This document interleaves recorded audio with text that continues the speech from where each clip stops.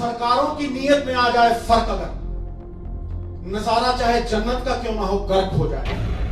गूंगी बहरी सरकार तक अगर आवाज पहुंचानी हो तो धमाका जरूरी है कि हम मरते मर जाएंगे लेकिन अंबानी और अडानी को पंजाब में पैर नहीं धरने देंगे। ये कहां का इंसाफ है भाई? नहीं, ये फिक्र है हरदम नहीं दर्जे जफा क्या है। हमें भी शौक है देखें सितम की इंतहा क्या है। मैं हुण बेनती करदा सरदार नवजोत सिंह जी सिद्धू उन्हां नूं कि ਉਹ आ के अपनी गल रखन।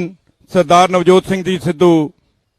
सरकारों की नीयत में आ जाए फर्क, अगर नजारा चाहे जन्नत का क्यों ना हो गर्क हो जाएगा। और आज मैं हिंदी में भी बात करूंगा क्योंकि मुझे पता है ये प्लेटफॉर्म क्या है। मैं जानता हूं कि गूंगी बहरी सरकार तक अगर आवाज पहुंचानी हो तो धमाका जरूरी है। ये धमाका ही है। ये मत समझिएगा कि ये 50 लोग बैठे हैं, एक एक आदमी के पीछे 2-2 लाख पंजाबी बोलता है इस मंच से, 2-2 लाख पंजाबी। और अगर कोई एमपी बैठा है तो 15 लाख लोग उसके पीछे बोलते हैं। तो ये हीरे हैं, ये पंजाब के चुने हुए नुमाइंदे हैं। मैंने बात नीयत की है, नीयत की। नीयत साहब नीति में दिखती है और नीति सिर्फ 2 पूंजीपतियों के लिए बनाई गई है मोदी सरकार ने। आप अगर यह सोचते हो कि यह कानून सरकार किसानों के हक में बना रही है तो बहुत बड़ी गलतफहमी है।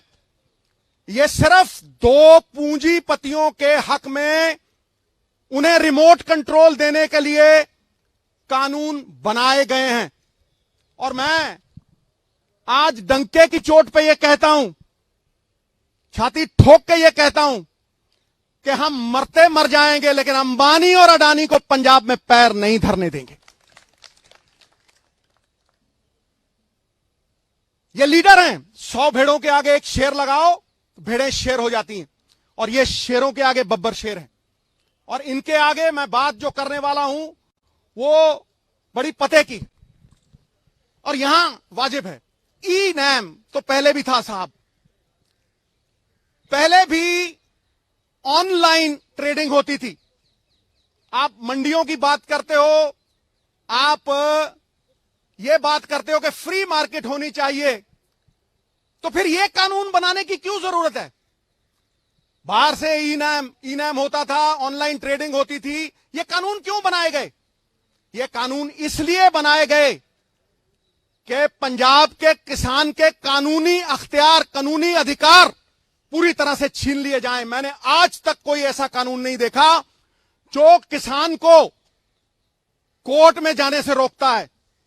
ये वो कानून बनाया है मोदी साहब ने काला, जिससे किसान अगर उसका कोई डिस्प्यूट होता है तो वो कोर्ट में नहीं जा सकता, नंबर 1।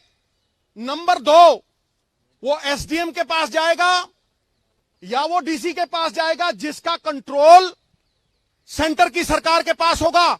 और ये चुने हुए नुमाइंदे, ये रेस जिताने वाले घोड़े दर्शनी घोड़े बना दिए जाएंगे। इन चुने हुए नुमाइंदों को नकारा कर दिया जाएगा। ये मैंने देशों में सुना था कि 1-2 कंपनियां मोनोपोली बनाती हैं और वो मोनोपोली बना के, जैसे ईस्ट इंडिया कंपनी राज किया करती थी, वो मोनोपोली बना के राज करती हैं। ये वही हो रहा है।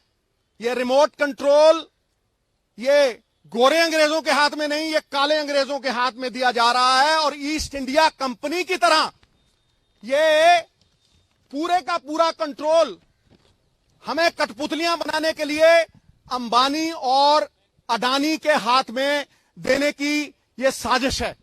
उसका प्रमाण है 17 लाख करोड़ रुपए के एनपीए हैं, बैंकों को लुटा दिया। 17 लाख करोड़ रुपए के एनपीए आपने सारे बैंक लुटा दिए, किसी एक पे कार्रवाई हुई? पिछले से पिछले साल 5 लाख करोड़ रुपया आपने टैक्सों का छोड़ा। इन बड़े बड़े कॉरपोरेट्स को वो जब पैसे छोड़ते हो टैक्सों के 5-5 लाख करोड़ रुपए, तो आप कहते हो इंसेंटिव, और गरीब किसान को अगर 4 पैसे देते हो तो उसको कहते हो सब्सिडी। वाह वाह।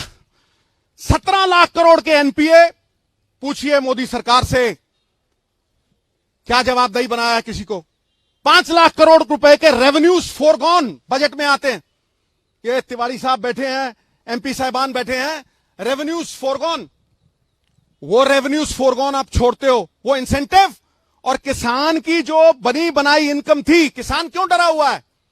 किसान इसलिए डरा हुआ है कि उसकी लागत बढ़ रही है, उसके खर्चे बढ़ रहे हैं, पेस्टिसाइड के ऊपर खर्चे बढ़ रहे हैं, पेट्रोल की कीमत बढ़ रही है। लेकिन जो उसकी अश्योर्ड इनकम थी, आज मोदी सरकार वो अश्योर्ड इनकम को छीन रही है।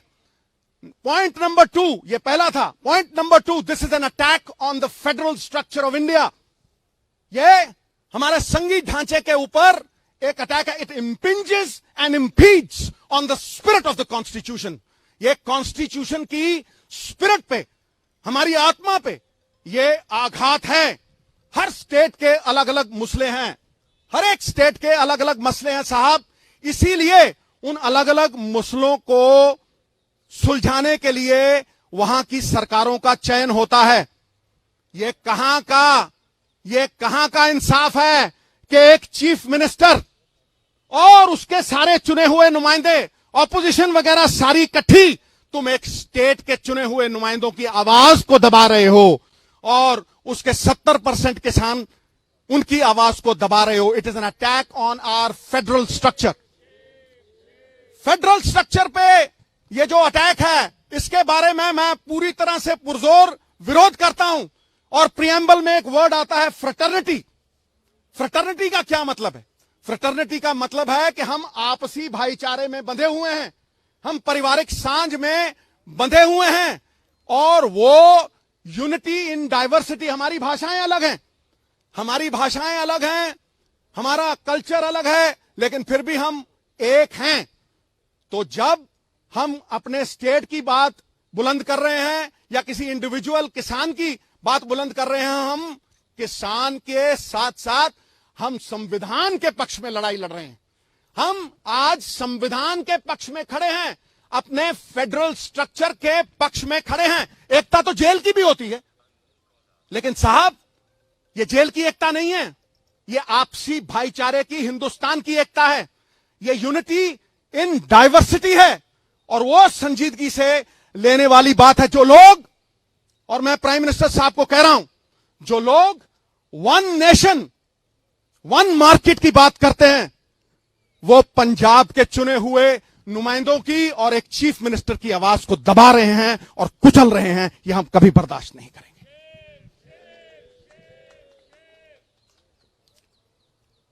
जीएसटी की तरह यह पंजाब की इनकम पे वार है। तुम हमारे ही पैसे लेते हो, जीएसटी में तुमने फाइनेंशियल कंट्रोल ले लिया और सारे पैसे स्टेट के बिहाफ पे तुमने वो इकट्ठे किए, और तुम हमें ही वो पैसे दे नहीं रहे। ये कहां का इंसाफ है भाई? चोरी और सीना चोरी। क्या ये सरकारें ये करेंगी? हमारे पैसे लेके तुम ये कहते हो कि हमसे लोन पे वापस ले लो। धिक्कार है ऐसी सरकार पे। काहे का फेडरल ढांचा फिर? काहे की आपसी भाईचारक सांझ? और तुम इकोनॉमिक ब्लॉकेड लगाते हो। I am using the word economic blockade. तुम हमारी रेलें रोकते हो, हां? तुम सामान नहीं पहुंचने दोगे, तुम थ्रेटन करते हो हमें। एक तो तुम हमारे किसान की, और ये किसानी is a way of life in Punjab, ये जीवन जीने का एक तरीका है, ये हमारी पगड़ी है। तुम हमारी पगड़ी को हाथ डालोगे तो वो हाथ तोड़ के डालेंगे। तुम्हारी पगड़ी को हाथ डालोगे, वो हमें मंजूर नहीं है।